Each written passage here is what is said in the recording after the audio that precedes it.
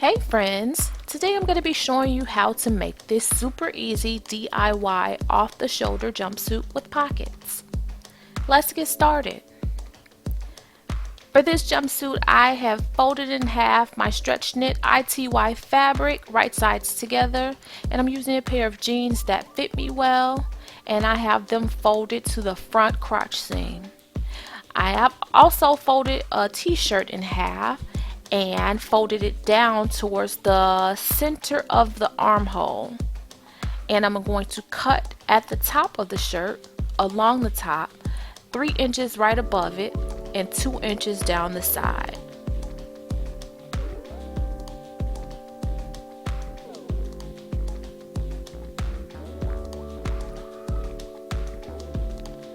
Once I get further down the leg hole, I am going to flare it out just a little bit so that it'll be just wider than my jeans.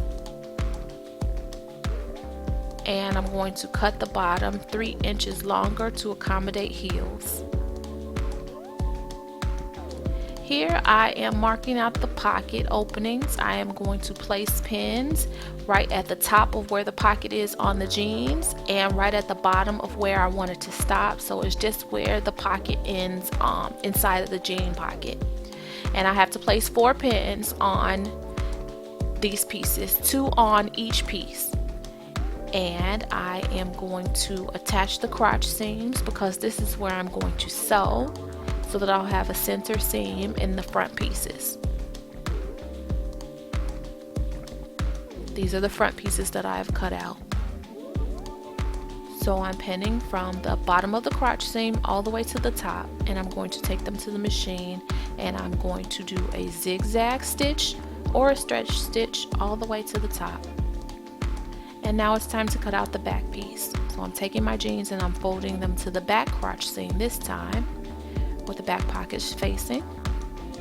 The back crotch seam is longer than the front crotch seam, so it accommodates a bigger butt or whatever, so we have to make sure that we cut out both pieces. And I'm doing the same thing with the top. I'm folding it in half, and then I'm going to fold it down in the center of the armhole opening, and I'm placing the top at the natural waistline on top of the jeans, so it overlaps. So where your natural waist ends or starts in the shirt and where your jeans start on your waist, that's where it overlaps, so that it'll be the right length. And then I am using the front pieces as a template for the length and to make sure that I have my placement correct. And I'm just going to cut along the edges.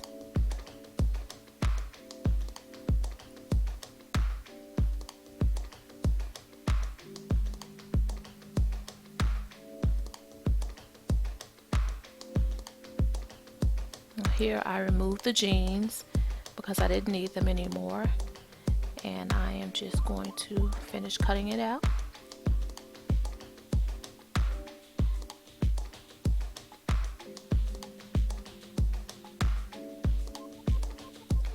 And right here I am going to pin along the crotch seam all the way to the top, the same way that I did for the front piece. I'm going to do it for the back pieces. Pinning from the top all the way to the bottom of the crotch hole, the crotch seam. And we're going to sew that up. But first we have to open up that fold because we cut this fabric, we cut the back piece on the fold of the fabric because we only had 2 yards. So we're maximizing the fabric that we have. So we have to open that up to make sure that we have 2 pieces.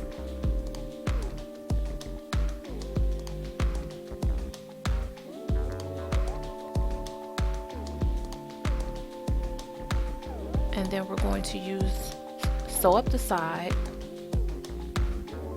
Now that we have them both sewn up, we're going to work on the pocket. So I have folded in half the scrap fabric, and I'm placing my hand right on top, and I'm just going to cut around my hand the same way that you would like a mitten, or remember the turkey hands in school that we used to cut out just without the fingers. And that's how we got our pocket. And I'm going to use that piece as a pattern to cut out a second set of pockets.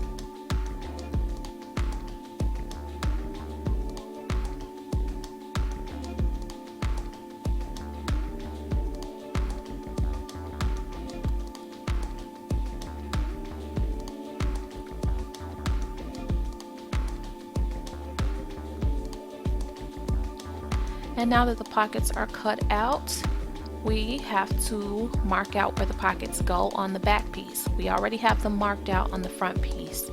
So we're going to take the front piece and place it on top of the back piece.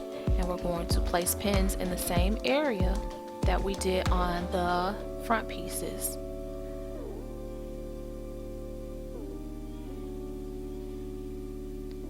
And now we're going to lay it flat, open it up, and we'll be able to see the good side of the fabric on the front piece. And we're going to place the pocket piece face down, so right sides together with the pocket piece, and we're going to place them right where the pins are and attach them. And we're going to sew down the edge using a 1/2 inch seam allowance. And the same thing on the other side, place it right on top of the pins and then attach them with the pins. And sew down using a 1/2 inch seam allowance. And we're going to do the same thing to the back piece. The pins are already there. We're going to place the pockets right sides together. Have to face the thumb part up, because that's how your hand goes in your pocket. Your thumb faces up when your hand goes in your pocket.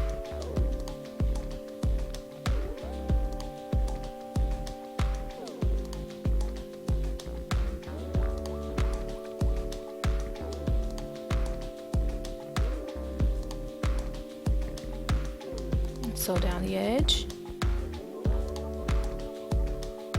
And now that the pockets are attached, we're going to attach the top piece to the bottom piece of the jumpsuit. We're just going to place them right sides together. And we're going to match up the sides and the crotch seams. So the first piece to match up is the crotch seam, because that's the most important piece to match. Match up the crotch seam and along the legs. And we're going to just sew down from the middle of the crotch seam down one side using a stretch or zigzag stitch, and then down the other side. And then we're going to do the same thing for the side seams. Match up at the pockets, match those pieces up first, and place pins around the edge. And then the next thing you're going to do is match up the rest of the sides. We also have to create an armhole opening. So we're going to start from the top of the jumpsuit, and we're going to jump down. We're going to sew down 3 inches and then leave a hole opening that's 5 inches wide, and then continue sewing. So here I'm going to demonstrate the top seam. I'm going to place a pin right at the top, and I'm going to pin down 3 inches. Jump over 5 inches, place another pin. There's my armhole opening. And then continue to sew all the way around the pocket and down the pant leg. And you do the same thing on the other side. And now that we have those sewn up and the armhole openings, we're going to create the casing for the elastic, and that's what keeps the jumpsuit from falling down. So we're going to fold down 1.25 inches for the casing. Fold it down 1.25 inches, and we're going to sew around the edge as close to the edge as possible, but we're going to leave a 2-inch opening in order to insert the elastic. So I'm going to place pins where I want the opening to be. That's my opening. I'm going to place 1 pin there and another pin, and I'm going to sew from 1 pin all the way around to the other pin and stop, and that's going to be my opening. And then I'm going to hem the sleeves, the armholes, fold over 1/4 inch and then another 1/4 inch, and sew as close to the edge as possible, and the same thing on the other armhole. And then I'm going to do a rolled hem at the bottom, roll up 1/2 inch and then up another 1/2 inch, and sew as close to the edge as possible. So now that we have the armholes hemmed, the leg holes hemmed, and we have our casing created, we're going to insert the elastic. Now my elastic, I wrapped it around my shoulders, and I determined the length that I needed it to be, and I subtracted 1 inch so that it will be a little snug around my shoulders. And this is a 1 inch elastic. I placed a safety pin on the end of the elastic, and I am feeding it through the tunnel that I created, the casing. And you feed it all the way around until you get to the hole. And once you come around to the other hole and pull it out, you're going to overlap the elastic and zigzag a couple times across the edge. And now that you have it zigzag stitched and attached together like a loop, you're going to feed it back into the hole. Feed the elastic back into the opening all the way, and then you're going to close up that hole that you left opened so that the elastic is in the channel and can't come out. And that is all that you have to do. You are done. Thank you so much for watching this video. I hope you enjoyed it. Please subscribe to my channel, and also follow me on Instagram. I am at callmekimberly1. Hope to see you again soon. Goodbye.